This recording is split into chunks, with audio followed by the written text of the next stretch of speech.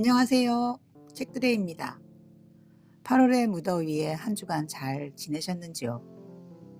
태양이 위험을 자랑하며 연일 35도 내외의 기온으로 위용을 뽐내며 한낮에는 외출을 하지 못할 정도로 뜨겁습니다. 매일 물을 주지 않으면 텃밭에 토마토 잎이 축 늘어져 있기도 합니다.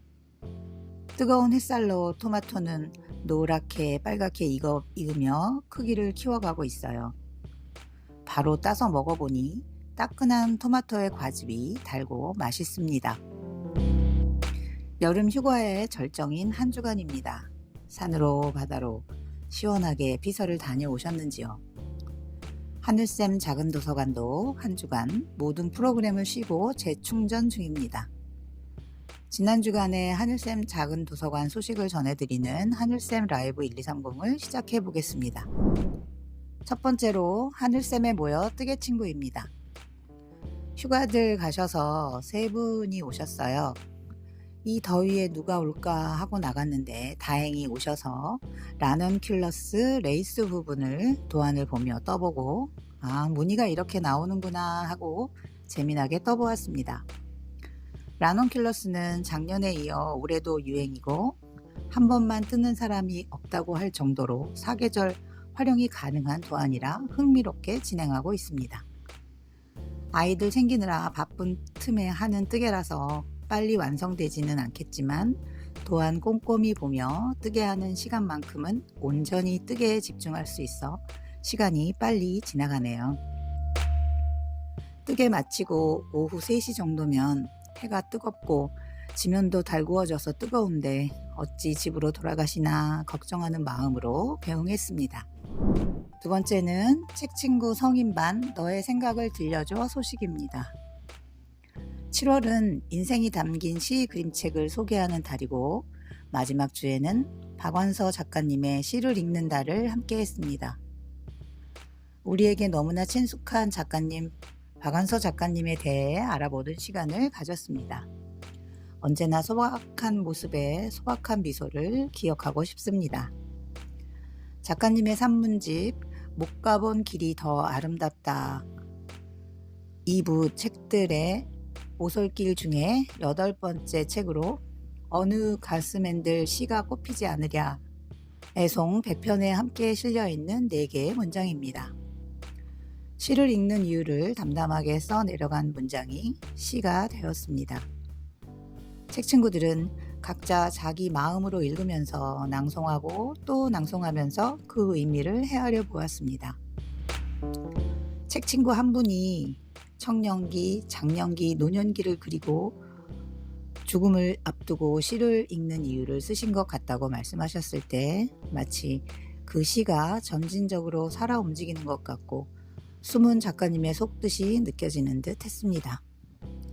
그 중에서도 등 따숩고 배불러 정신이 돼지처럼 무디어져 있을 때 시의 가시에 찔려 정신이 번쩍 나고 싶어 시를 읽는다 라는 문장이 계속 생각이 납니다. 여러분은 어떨 때 시를 읽으시나요? 세 번째는 책친구 초등반 너의 목소리를 들려줘입니다. 이번 주에는 권문희 작가님의 전래 동요 그림책 석수장이 아들을 함께 했습니다. 먼저 장이와 쟁이의 차이를 알아보았습니다. 기술은 장이이고 습관이나 행동은 쟁이를 쓴다는 것을 알아보았고 그 예도 찾아보았습니다. 여름을 주제로 별명을 지어보자 하니 장마, 여름방학, 개울가, 바다라고 지었습니다. 시골에 외가나 친가가 있는 친구는 역시 방학하면 개울가가 생각이 나나 봅니다. 대화체로 된 책을 2편으로 나누어 둘이 한마음으로 읽어보았고 자신의 별명으로 말놀이를 돌아가며 해보았습니다. 자기 차례가 되었을 때 앞 친구에게 받은 문장 흐름에 맞추려고 긴장하고 애쓰는 친구들의 모습 모두 눈이 또르르 굴러가고 머릿속으로 생각하느라 이 말이 앞문장에 맞을까 생각하고 다른 것은 없을까 생각하느라 아주 조용한 소란함이 가득한 시간이었습니다. 한 친구가 나는 쥐가 되지라고 하니 다음 친구는 나는 고양이 되어 앙 하고 잡아먹지를 마치 고양이 마냥 느낌 충만하게 표현해주는 친구 덕에 모두들 앙 하며 고양이 흉내도 내보았답니다. 그중 한 말놀이를 소개해 드리자면 장마님이 나는 장마되어 비를 쏟아내리지 하자 수박님이 내가 비를 쏟으면 나는 저수지 되어 내가 뿌린 비를 다 거두어 버리지 하고 뒤이어 바다님은 내가 비를 모두 가두어 버리면 나는 태권도 선수 되어 그 저수지를 부수지 라고 하고 개울가님은 내가 태권도 선수 되면 나는 씨름 선수가 되어 너를 엎어버리지 하고 여름방학님은 내가 씨름 선수 되면 나는 큰 바위 된다우 하였네요. 우리 친구들 참 기발하죠? 아이들의 상상이 말로 변하는 즐겁고 긴장감 넘치는 시간이었습니다. 네 번째는 하늘쌤에 모여 켈리 친구입니다. 오늘도 각자 준비해온 문구를 생엽서에 써보았습니다. 서로 준비하고 연습하는 문구를 이야기하고 경험도, 상상도, 농담도, 진담도 담아내며 이리 써보고 저리 써보고 어떤 것이 더 나은지 서로 격려하고 칭찬하며 그 문구에 맞는 그림도 찾아 그려보고 그림엔 소질이 없다며 분업해야겠다고도 하시며 즐거운 시간을 가졌습니다. 더워서 몇 분이나 오실까 하며 흐르는 땀을 닦으며 갔는데 벌써 모두 오셔서 준비하고 계셔서 깜짝 놀라고 감사했습니다. 하나씩 완성해 가는데 한 분이 엽서를 망치셨다며 바구니를 접으셨는데 완전 감성 있는 바구니가 되었네요. 활용해 보기로 하며 좀 더 두꺼운 종이를 이용해 만들어 집안 수납에 이용하면 훌륭하겠다는 생각을 해보고는 다음 주에는 쇼핑백에 써볼까 하는 생각을 했답니다. 오늘 함께 하실 그림책은 책친구에서 함께한 시를 읽는다와 석수장의 아들입니다. 먼저 박완서 작가의 시를 읽는다입니다. 박완서 글 이성표 그림 작가정신 2022년 1월에 편했습니다. 경기도 개풍 출신으로 3살 때 아버지를 여의고 서울로 이주했습니다. 1944년 숙명여자고등학교에 입학한 뒤 교사였던 소설가 박노갑 선생님에게 영향을 받았으며 작가 한말숙 씨와 동창입니다. 1950년 서울대학 국문학과에 입학했으나 전쟁으로 중퇴하게 되었습니다. 개성에서 어린 시절을 보내고 서울에서 학창 시절을 보낸 박완서에게 한국 전쟁은 평생 잊을 수 없는 기억이 되었습니다. 의용군으로 나갔다가 부상을 입고 거의 폐인이 되어 돌아온 똑똑했던 오빠가 이제는 배부른 돼지로 살겠다던 다짐을 뒤로하고 8달 만에 죽음을 맞이하고 그 후 그의 가족은 남의 물건에까지 손을 대게 되는 등 심각한 가난을 겪었습니다. 그 후 미팔군의 PX 초상화부에 취직하여 일하다가 그곳에서 박수근 화백을 알게 되었고 1953년 직장에서 만난 호영진님과 결혼하고 살림에 묻혀 지내다가 1970년 불혹의 나이가 되던 해에 여성동화 여류 장편소설 공모에 남옥이 당선되어 등단했습니다. 그 이후 우리의 일상을 세심하게 관찰하여 그 이면에 숨겨진 진실까지 뼈아프게 드러내는 소설들을 발표하며 한국 문학의 한 획을 그었습니다. 평범하고 일상적인 소재에 적절한 서사적 리듬과 입체적인 의미를 부여함으로써 다채로우면서도 품격 높은 문학적 결정체를 탄생시켰다는 평을 받고 있습니다. 한국 전쟁과 분단의 아픔을 다룬 데뷔작 남옥과 목마른 소설 세상에서 가장 무거운 틀니, 아저씨의 훈장, 겨울나들이, 그해 겨울은 따뜻했네 등을 비롯하여 70년대 당시의 사회적 풍경을 그린 도둑맞은 가난, 도시의 흉년, 휘청거리는 오후까지 저자는 사회적 아픔에 주목하여 글을 썼고, 살아있는 날의 시작부터 여성 문제에 관심을 가지기 시작한 작가는 행복한 결혼은 어떤 형태인가를 되묻게 하는 소설인 서 있는 여자, 그대 아직도 꿈꾸고 있는가 등 점점 독특한 시각으로 여성 문제를 조명하였습니다.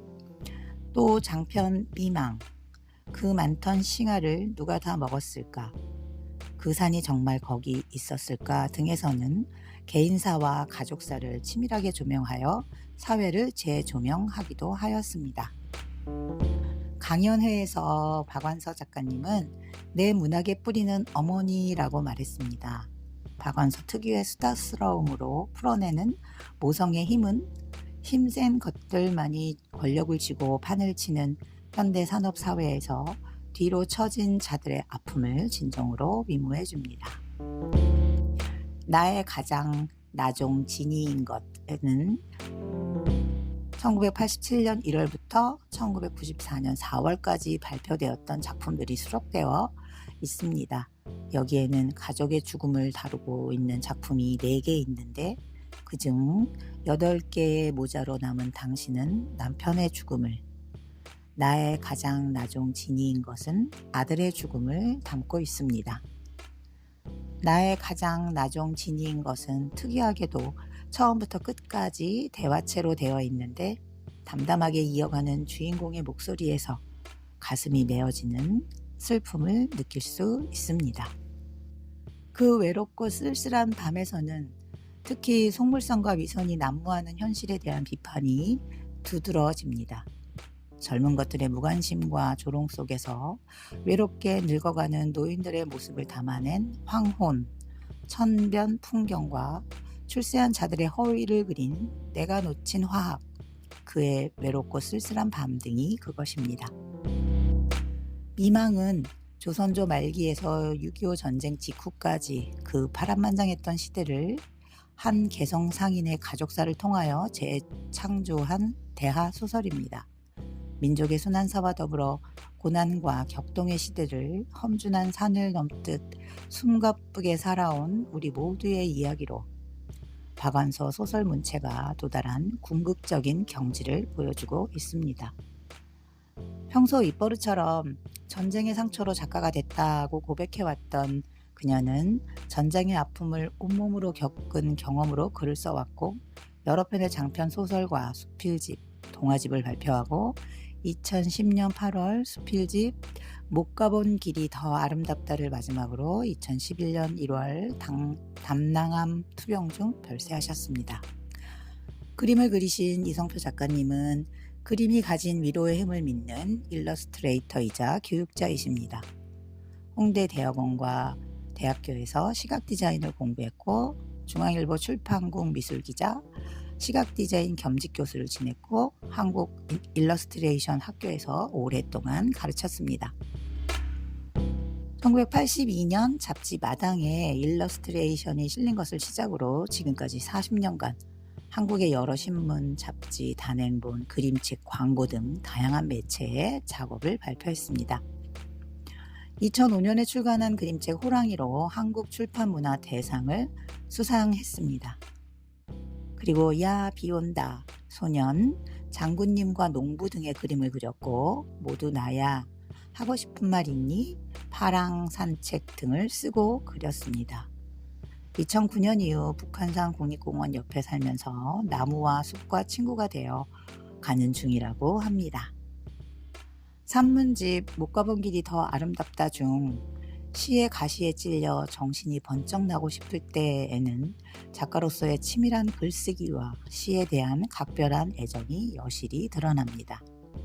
특히 심심하고 심심해서로 시작하는 시그림책 시를 읽는다의 4문장은 문학을 향유하는 방식에 관한 담담한 소회이지만, 여기에는 삶과 죽음, 박완서 작가가 삶을 바라보는 시각이 여과 없이 담겨 마치 한 편의 시처럼 독자들의 뇌리에 남아 시간이 흘러도 더욱 사랑받는 명문장으로 손꼽히고 있습니다. 시의 가시에 찔려 정신이 번쩍 나고 싶어. 나이 드는 게 쓸쓸하고 죽을 생각을 하면 무서워서 시를 읽는다는 진솔한 고백과도 같은 문장은 삶 자체를 따숩게 보듬는 시선이 느껴집니다. 이 짧고 강렬한 네 문장을 이성표 작가는 시를 읽는다를 따뜻하고 군더더기 없이 간결하며 맑은 그림으로 구현했습니다. 지금 이 시대에 도대체 누가 시를 읽을까? 삶 자체가 시라고, 일상에는 시가 스며들어 있다고 말하기도 하지만 쉽사리 맞장구 칠 수 있을까? 이런 이유로 저런 까닭에, 그런 탓에 우리는 조금씩 시를 멀리하고 시에서 멀어져 가고 있는지 모릅니다. 왜, 언제, 어떻게 시를 읽는가? 박완서 작가는 이 추상적이고 근본적인 질문에 작가는 미사여구 없이 담백하고 꾸밈 없이 대답해 주는 듯합니다. 시의 가시에 찔려 정신이 번쩍 나고 싶어. 나이 드는 게 쓸쓸하고 죽을 생각을 하면 무서워서 시를 읽는다는 진솔한 고백과도 같은 문장은 시에 대한 애정과 믿음, 의지와 안식을 넘어 작가의 삶을 포함한 인간 보편의 생과 그에 따른 고독이 녹아 있습니다. 시뿐만 아니라 삶 자체를 따숩게 보듬는 시선이 한편으로는 마음이 훈훈하게, 다른 한편으로는 강한 채찍질로 다가옵니다. 하여 가만 낮은 목소리로 삶을 다독이면서도 스스로를 돌아보며 해이해진 정신을 다잡고 허리를 올곧게 펴게 합니다. 또한 그림은 따뜻하고 군더더기 없이 간결하고 맑습니다. 텍스트에 구애받지 않는 듯 자유분방해 보이지만 행간을 헤아리고 치밀하게 파고든 산물입니다. 새겨볼수록 메시지가 마음속에 스미는 그림은 짧고도 강렬한 박완서의 문장만큼이나 깊어 글의 그것과도 닮아 있습니다. 길지 않은 네 문장에 뿌리를 깊이 내리고 글을 오롯이 받아들임과 동시에 글에 내재된 함축적인 이야기의 생기를 불어넣고 그림만이 할 수 있는 이야기를 더불어 전하며 삶 속에 스며드는 시, 늘 곁에 머무르는 예술의 진면목을 긴 여운으로 남깁니다. 삶의 통찰이 담긴 문장을 꿰뚫어보는 그림으로 잠시나마 삶을 촉촉하게 적시는 여운, 마음의 잔잔한 파동을 남길 수 있을 것입니다. 두 번째 그림책은 석수장의 아들입니다. 권문희 글그림 창비에서 2007년에 편했습니다. 석수장의 아들은 1950년대 채록한 전래동요를 익살스러운 그림으로 풀어낸 그림책입니다. 석수장의 아들과 친구가 환상과 현실을 넘나들며 한판 말놀이 대결을 흥겹게 펼칩니다. 그 뒤에 언제나 묵묵히 그 자리를 지키고 있어 가끔은 소중함을 잊게 되는 아버지의 마음이 가슴을 성큼 파고드는 이야기입니다. 권문희 작가님은 대학교에서 동양화를 전공하고 3대가 함께 사는 가족 사이에서 퍼져나오는 따스한 온기에 이끌려 그림을 그리기 시작했고 그리는 내내 행복하다고 합니다. 옛 글과 옛 사람의 숨은 이야기를 맛깔나는 그림으로 선사하는 그림 작가입니다. 역사 속 인물들을 금세 친한 친구로 만들어줍니다.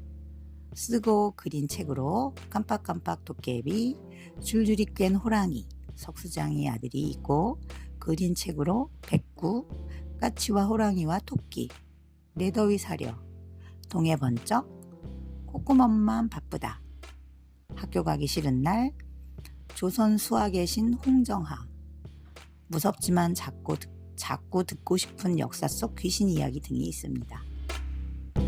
환상과 현실을 넘나드는 한바탕 말놀이가 펼쳐지는 그림책입니다.